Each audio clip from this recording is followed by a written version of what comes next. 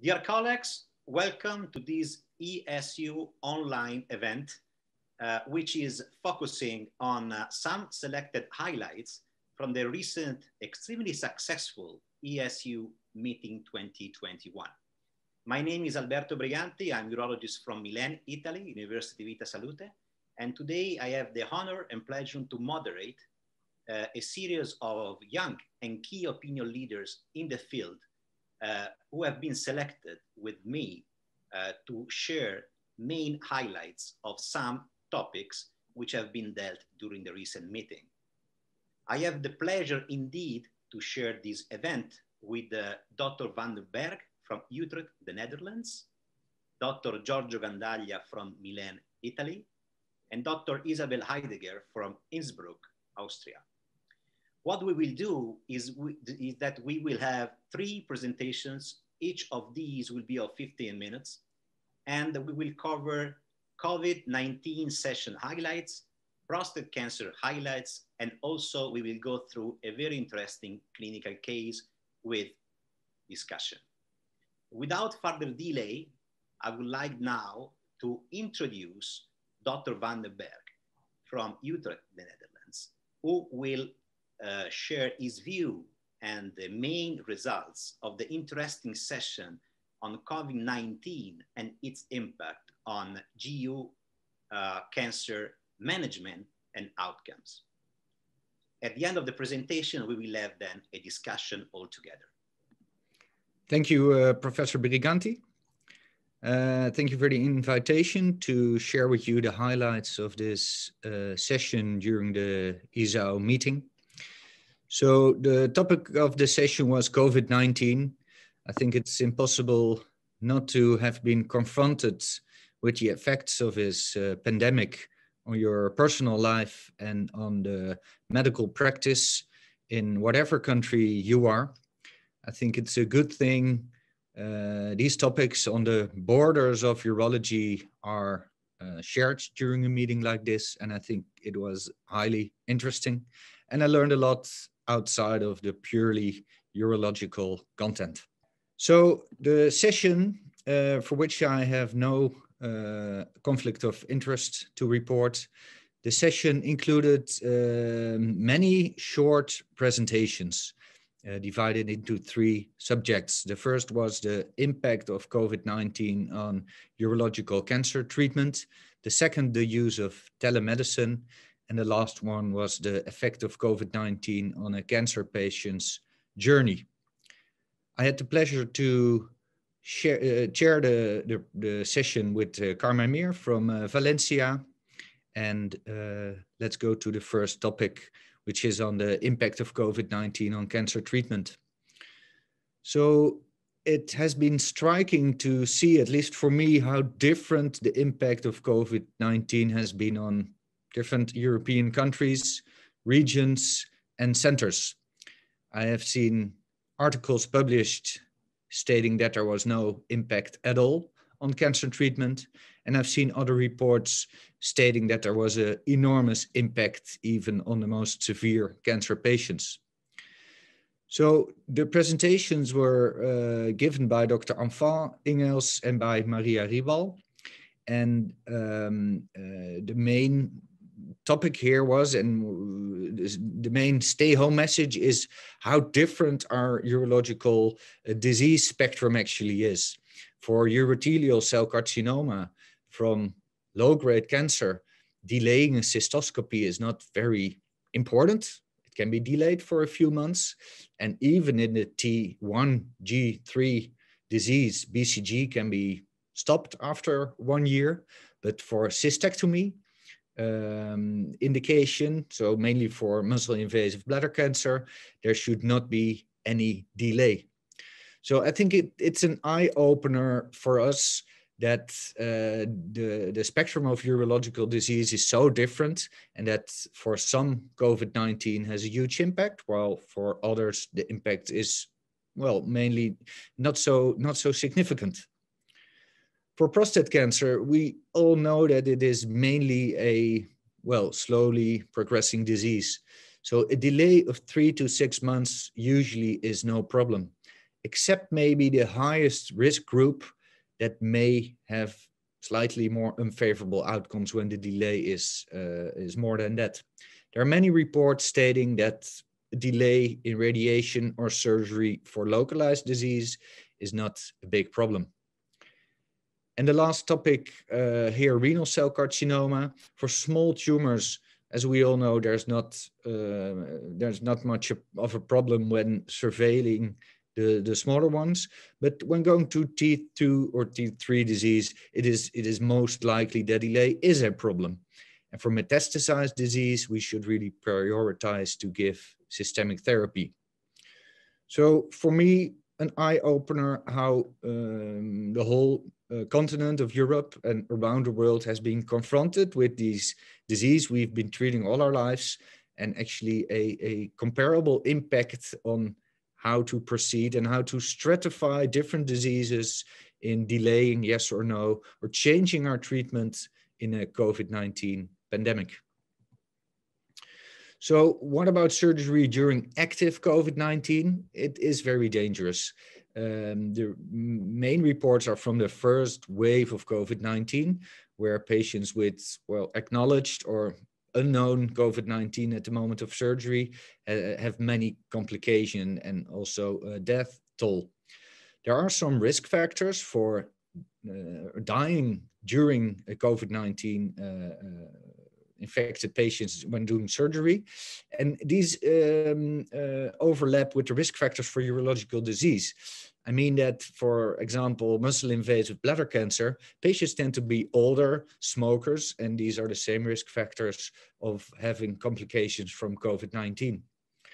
A report from Paris was stated where during the first wave, up to 19% developed COVID-19 during a hospital admission, but only 0.6 died, which is lower than the average death toll from COVID-19. But probably there's a selection that, especially in urological disease, elective surgery is most often done in quite healthy patients. So that's why the death toll there is slightly lower. And that selection is even larger, I think, for robotic surgeries, which for a large share will be prostate surgery. And that is a selection of quite healthy patients. So what can you do to keep the contamination rates low? It's vital to make different pathways for patients who have no COVID versus patients who are have been proven to be infected by COVID. So in your hospital, you need separate pathways to keep these two separated, because half of the COVID-19 patients have pulmonary complications during surgery. Of course, during the last months, we have new test applications for COVID-19. We have new prevention strategies. So these pathways will have to be adapted to these new COVID-19 prevention and test applications. Maria Ribal, she discussed how the guidelines, the ESOU guidelines, responded to the COVID-19 pandemic. It's of course important to know that we have to make 100% of the decisions based on only a fraction of the evidence regarding COVID-19, especially in the first phase. But since the guidelines have a really good framework of experienced people working together, it was possible to come up with a quite rapid reaction and new guidelines on how to manage urological patients during the COVID-19 pandemic. And I think that's something to be proud of, that we as urologists came together to quickly develop these new guidelines. So the next topic was about telemedicine during the pandemic. Dr. Campi, Pinar, and Dr. Gomez Rivas, they presented on how that telemedicine has been stimulated, I think, during the COVID-19 pandemic. For me personally, the virtual option for multidisciplinary meetings has always been there, because different hospitals share their patients on the same meeting. So for me and our center, not much has really changed, but it was easier to adapt to the new situation. I think that many other centers or other countries were not so adapted to that virtual situation. So for them, a virtual multidisciplinary meeting would have been really new. So there are some advantages of doing these meetings online in a virtual setting. It's easy to share your knowledge. It's easy to keep everyone together. And we all know that the multidisciplinary meeting is really teamwork.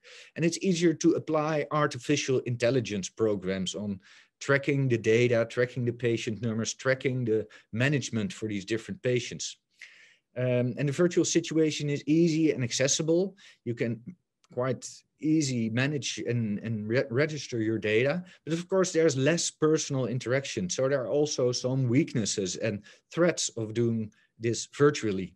Also, medical legal issues and technical support are important to explore before you start with this or keep doing this in the future. Because there are so much less patient traveling for consultations, the carbon emissions were reduced by 99%, which is, I think, a really important finding outside of urology, but not something we should deny. For the classic consultation, of course, patients had to travel through different hospitals, dependent on the extent of centralization in your region, while for a virtual consultation and multidisciplinary meeting, actually only a computer is needed.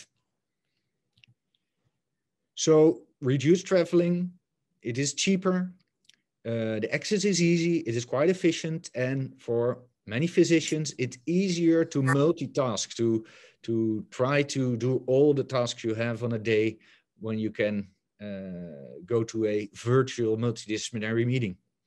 Also, it reduces contamination rates if patients and physicians don't have to be physically present. And also when you, as a healthcare worker, have been infected with COVID-19, it's easier to work from isolation.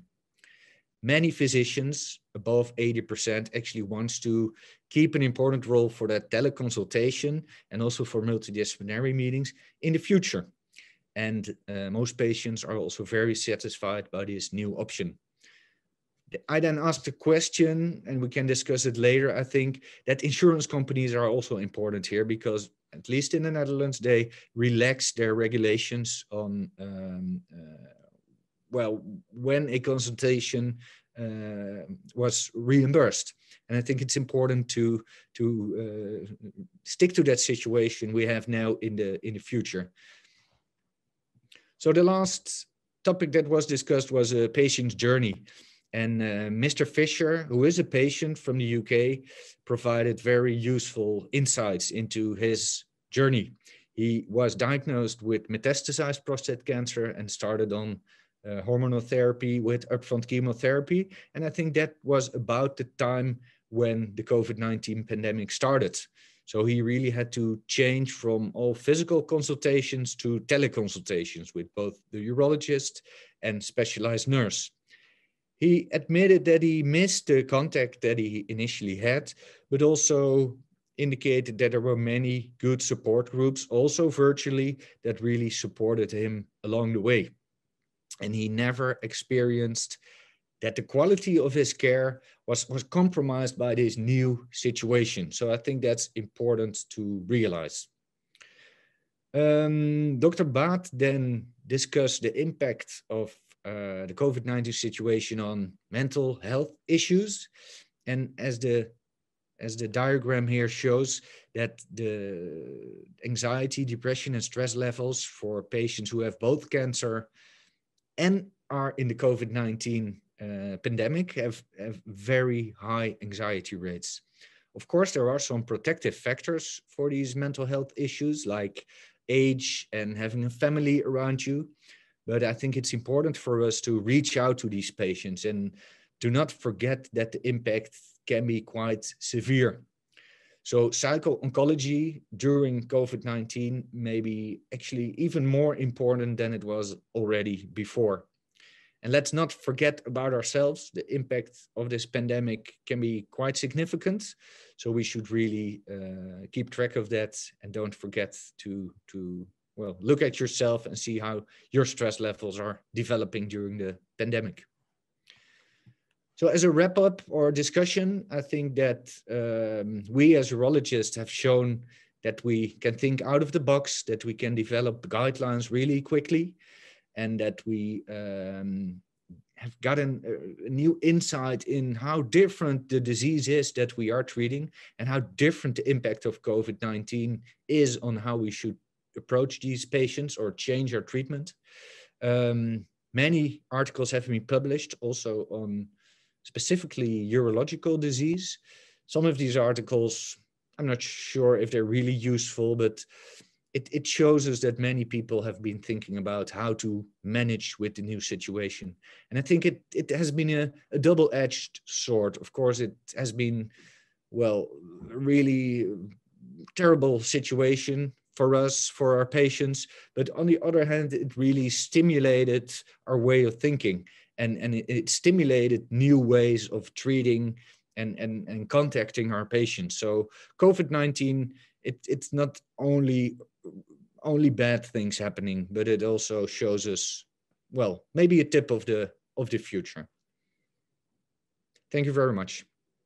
So thank you very much, Roderick, for this very comprehensive review and highlight on the topic of COVID-19 and impact of management of GU cancer. Now, there are certainly questions that are important for us after hearing your presentation. So one question would be, we are speaking and we have bespoken mainly on the negative impact on COVID on GU cancer management, but in some cases, and I'm referring especially to possible active surveillance protocols, some patients may even have an improved assessment by the using or the implementing of active surveillance for low-risk prostate cancer in some cases where this was not for any reason contemplated. So in a way, we might even improve adherence to guidelines in some specific setting.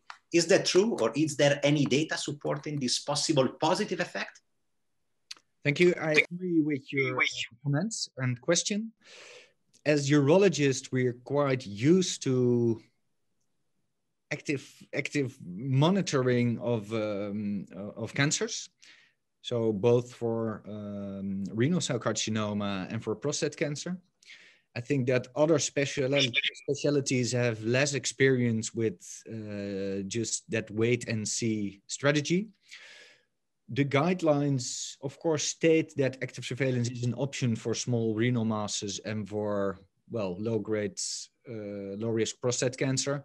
But of course, in clinical practice, there are always, well, different issues that, well, guide your clinical decision making.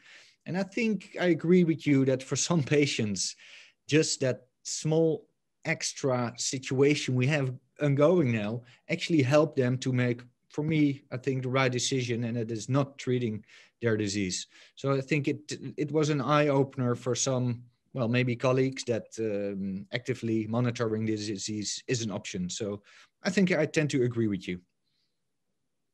Excellent. One point I would also like to touch upon is the evidence or the hypothesis that smoke exposure may increase the diffusion of the virus. So there was a debate about the safety of laparoscopic or robotic surgery. Any comment on that? I've seen these reports mainly from the first wave of the pandemic. I think that was a situation where the tools we had to diagnose COVID-19 in these patients were, well, poorer than we have now. So I think that having a patient on the OR with active COVID-19 disease without having been recognized before, that chance is much lower than in the beginning. And during that early phase, there were some reports, but to be honest, I think the exposure rate was really low. Of course, there were reports on having COVID-19 transmission through urine, through gas during laparoscopy, but I tend to believe actually that the risk is really, really low. Excellent. Indeed, as a matter of fact, I believe that nobody of us mainly stopped in doing the robotic surgery during this period And I believe that this is what's happening also nowadays worldwide. So thank you very much. One point you touch upon, which is very important indeed, is also how much patients appreciate telemedicine or teleconsultation. What is overall the adherence to such a consultation during pandemic? Do we have any data about patient appreciation of such an approach? I think you need to realize that the average patient is accepting these new ways of communicating, but the older patient, not very used to, well, internet, using phone, using video consultation, can have problems. In my center, we adapted to that by leaving some room for these older patients still coming to the hospital with a family member. And I think that if you leave some room for patients to do that, I think, well, they adapt pretty quickly to the situation. And I think that most patients have no problem with it. And we can also ask the same question for our colleagues, because some of our colleagues tend to have less experience with, well, virtual meetings, computers, everything. I heard some stories that actually physicians had more problems and more issues with this new situation. Excellent. Very last comment about the importance, not only on the patient side, but also on the physician side. You mentioned about the importance of well-being of health workers during pandemic, which I believe is also a key thing. And also on the fact that I would like to have your opinion or view on that. At least what has happened here is that we have been receiving way more emails and personal approaches and personal consultation by patients as compared to the past. So there is a way in which patients feel themselves to be allowed to directly interact with their physicians, even in a non-structured way. Is that what's happening also at your center? Yes, the main factor in that is the new electronic patient file, which has an option for patients to send messages through their online environment. So that is not so much related to COVID-19, but more to the, well, the new ways of communicating. People tend to believe that it is important for patients to see their own file and to easily communicate with physicians. But of course, we all have to experience that not all of these questions are very relevant, and that every email and every message has an impact on you. So what we do is that these messages go through a nurse, which filters them and then sends the message to you. So you are, it's unlikely that you are like the first station where the message goes to. And I think without that, it would be, to be honest, quite annoying if you have to answer a question like every day from the same patient. So thank you very much again, Roderick. This was an extremely well done presentation, highlight, and discussion. So thank you again. And on behalf of the ESOU, I would like to congratulate again for this great talk.